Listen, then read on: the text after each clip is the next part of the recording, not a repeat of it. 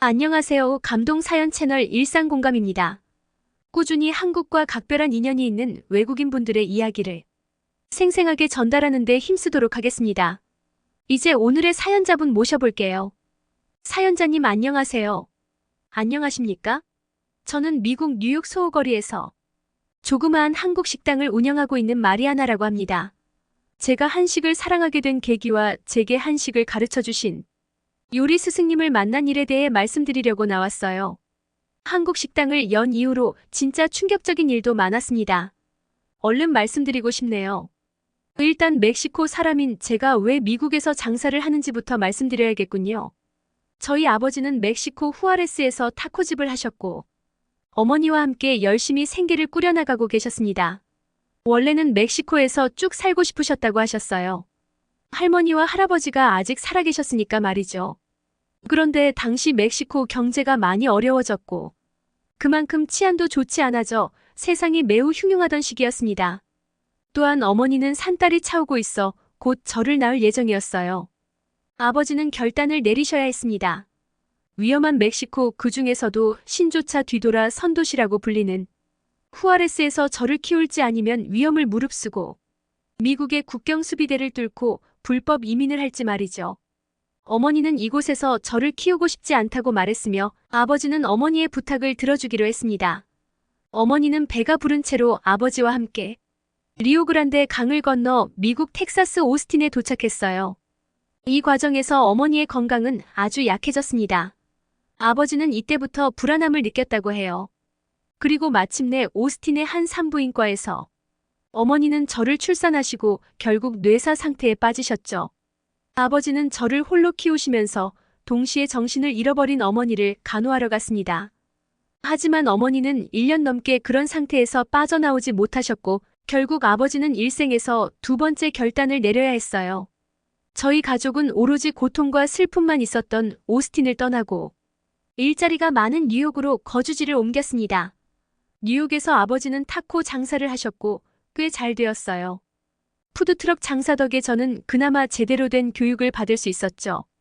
그리고 의지가 될 수 있는 이웃도 생겼는데 아버지와 함께 옆에서 푸드트럭 장사를 하는 한국인 부부였어요. 아버지는 푸드트럭 장사를 저녁에 끝내고 난 뒤 월요일과 목요일마다 다른 곳에서 야간 경비원 아르바이트를 하셨습니다. 야간 아르바이트가 꽤 급여가 좋았기 때문에 아버지 입장에서는 이런 기회를 놓칠 수 없으셨겠죠. 그런데 저를 혼자 놔둘 수는 없으니 한국인 부부께 저를 맡기셨어요. 한국인 아저씨와 아주머니는 너무나 친절하셨죠. 일단 돈도 받지 않고 저를 맡아주셨습니다. 자녀가 없으셔서 저를 딸처럼 키우고 사랑해주셨어요. 그야말로 제 마음으로 받아들인 부모님이라고 할 수 있을 것 같습니다. 그리고 그분들은 저의 진로를 결정하는 역할까지 하셨죠. 그분들과 함께 저녁을 먹을 때면 무조건 한국 음식을 먹었습니다.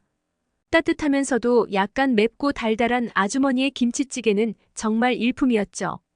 김치찌개뿐만 아니라 제가 가장 사랑한 음식을 소개해드리고 싶어요. 바로 비빔밥이었습니다. 그냥 평범한 비빔밥은 아니었습니다. 멍게와 아주머니의 특제 간장 소스가 들어간 멍게 비빔밥이었죠. 워낙 특이한 식감이었는데 그래서 처음에는 이런 게 싫었어요. 다른 음식이 먹고 싶어져서 시리얼을 먹곤 했습니다.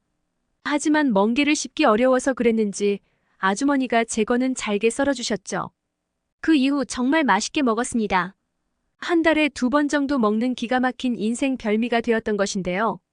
그렇게 저는 비빔밥을 비롯한 한국 음식을 사랑하게 되었습니다. 그리고 요리사인 아버지의 모습을 보며 요리사가 되고 싶다는 꿈을 꾸게 되었죠. 또한 아버지가 삶을 살아나가기 위해 고군분투하는 모습을 보며 반드시 성공한 사람이 되겠다는 목표를 가지게 되었어요. 그래서 저는 고등학교를 막 졸업하자마자 한식을 배울 수 있는 학교로 갔습니다. 미국에 있는 학교였는데 꽤 배울 점이 많았어요. 한식에 관한 기본기를 배울 수 있었습니다. 그래도 뭔가 부족한 부분이 느껴졌었죠. 아버지의 어깨 너머로 배운 요리의 기본기를 조금 보충하는 정도였달까요? 저는 정말 기가 막힌 소스나 요리의 결과물을 만들고 싶었죠. 그러나 그 학교는 거기까지는 저에게 가르치지 못했습니다. 저는 2년간 그곳에서 한국계 학생들까지 제치며 열심히 학업을 이어나갔어요. 그리고 워낙 제가 요리 경력이 많아 여러 가지 강의를 한꺼번에 듣다 보니 졸업 요건을 빨리 채우게 되었고, 졸업하고 난 뒤 뉴욕의 유명한 한식당에서 일을 하게 되었습니다. 그곳에서 저는 어떻게 식당을 운영해야 하는지 실무를 배웠죠. 그곳에서도 저는 뭔가 부족함을 느꼈어요.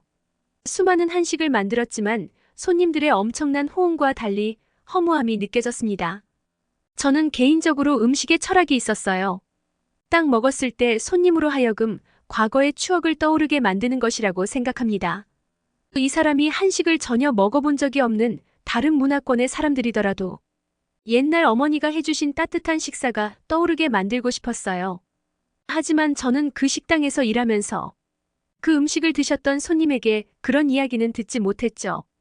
그저 이 소스가 어떤 맛이랑 비슷하다, 맛있었다, 호기심에 먹었는데 정말 특이한 맛이다, 이 정도의 이야기만 들었습니다. 어머니가 생각나는 맛이라고 말씀해 주시는 손님은 전혀 없었어요. 그래서 저는 그 식당을 관두고 혼자 연구할 수 있는 식당을 차렸죠. 다만 장사가 잘 되지는 못했습니다. 제가 다니던 식당을 그만두고 나오니 저 같은 셰프는 흔하디 흔해 빠진 것이었어요. 심지어 우리 아버지가 운영하는 타코 트럭보다도 수입이 들어오지 않으니 차라리 아버지와 함께 타코집을 할까 싶었습니다. 하지만 아버지는 이렇게 말해주셨어요. 내 스스로 해내지 못하면 인생을 사는 의미가 없다고. 최대한 할 수 있을 정도로 해보라고 하셨죠. 그래서 저도 어떻게든 제 음식을 발전시킬 방법을 찾아야 했어요.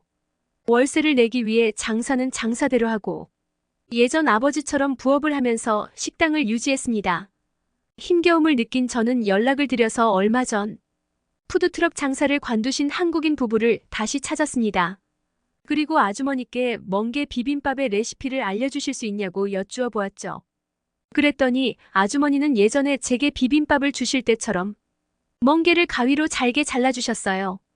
어쩜 이렇게 맛있는 한식을 만들 수 있는지 신기했습니다. 그래서 저는 아주머니에게 부탁을 드렸죠. 제발 저에게 맛있는 레시피를 달라고 말이에요. 그러자 아저씨와 아주머니는 제 한식을 먹어보고 싶다고 하셨습니다. 저는 바로 제가 가장 자신 있는 떡갈비와 멸치볶음을 빠르게 만들어냈죠. 아저씨와 아주머니는 감탄하셨습니다. 그렇게 어렸던 제가 이런 음식을 만들게 된 걸 기특하다고 하셨어요. 당신들은 저를 가르칠 깜냥이 아니라고 하시고 푸드트럭용 한식을 가르쳐준 김 사장님을 소개시켜주겠다고 제안하셨습니다. 김 사장님을 소개받은 저는 바로 연락을 드렸죠. 김 사장님은 주소를 알려주시고 저녁 12시에 찾아오라고 하셨어요.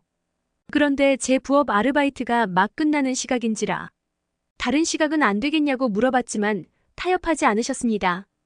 김 사장님의 식당이 너무 장사가 잘 되면서도 본인이 모든 것을 다 책임지고 둘러보시기 때문에 시간이 없으셨어요.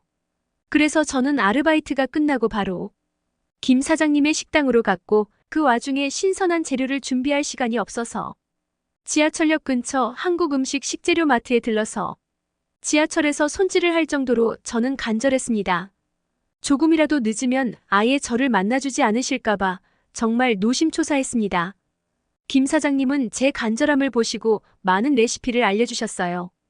김 사장님의 레시피로 만든 요리는 정말 제 철학에 딱 맞는 요리였죠. 지금은 김 사장님의 레시피를 그대로 쓰지 않고 멕시코 음식 문화와 컨셉을 섞은 메뉴를 팔고 있습니다. 그러다 보니 요즘 정말 눈코 뜰 새 없이 바빠졌어요. 제 꿈이 이루어지게 심적으로 물적으로 도와주신 아버지, 그리고 한국인 부부와 김 사장님께 감사드립니다. 마리아나 님의 사연 어떠셨나요?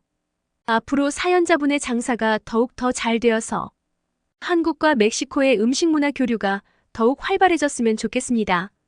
지금까지 감동 사연 채널 일상공감이었습니다. 감사합니다.